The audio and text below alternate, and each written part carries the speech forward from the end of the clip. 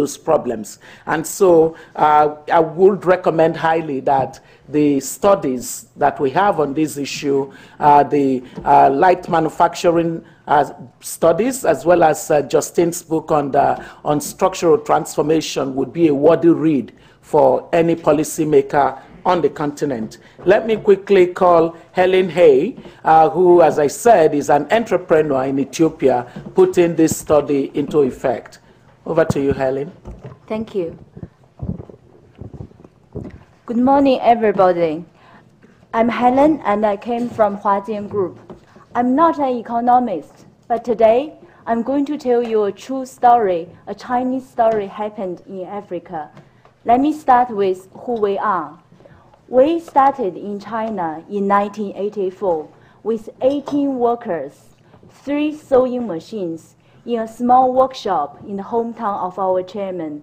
And he came from a very poor background, and he was fighting for food when he was a child. And today, we are one of the largest ladies' shoes manufacturers in China with 25,000 workers. We produce 20 million pairs of shoes every year, and our annual export to the US are over $300 million. The workers who worked for us came from poor background in the rural area of China. After working for us for more than 5 years, they are entitled to purchase company-subsidized apartment for their families. The saving rate in our workers are over 70%.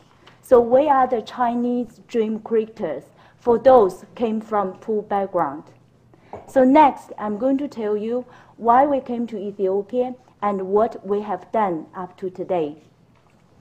We got approached by the Prime Minister Meles of Ethiopia last August during his trip to China, and he invited us to visit Ethiopia in the following months. We first put our feet on the land of Ethiopia on 2nd of September last year, and 2 days later, we had a private meeting with Prime Minister Meles himself. During the meeting, he said, in the current growth and transformation plan, they would like to use industry as a driver to develop the economy. And in 3 months' time, there is going to be the Africa Union meeting in Addis Ababa. He would really wish he could have a Chinese factory ready as a showcase to the Chinese leader and Africa leaders. For us, it is such a big challenge, but we decided to take a challenge. And I'm very proud to say, on January the 5th, 2 production lines, all brand new machines, 600 workers, started to produce shoes with the label of Made in Ethiopia to the US market. During our last meeting with Prime Minister Meles in January, he made 2 statements. The first one, he said, this is not only the first time in Ethiopia's history, but also the first time in Africa's history. It only took a company 3 months from decide to investment to production. And the second statement, he said, you are an investor, not only invest use your mind, you also invest with your heart. The reason he said that, because the moment we decide to invest, despite all the cost, we recruited 86 Ethiopian graduates and we fly them to China, to our training schools, to teach them how to make shoes. It's very known in Africa offer low-cost labor, but it also attached with the rumor it also has a low efficiency. But from our learning, the efficiency has 2 components. The first component is the ability to learn, and the second component is continuity with consistency. In terms of ability to learn, after training of 86 Ethiopian university graduates, I can tell you, I don't know other things, but for shoes making, they learn as fast as Chinese, and some of them are even better than our Chinese average workers. The second thing is also a norm in Africa, in some of the factories we visited. They told us on the day of they gave the salary to the workers, some of the workers will disappear, and after 15 days, they spend all the money, they came back to work again. This is lack of industrial mindset and loyalty to the company. Actually, when we start our operation in China, we experienced the same problem. But over the years, we developed remedies to overcome this. For example, we train the discipline, we train them teamwork. At the same time, we create a value to take care of the basic need of our workers.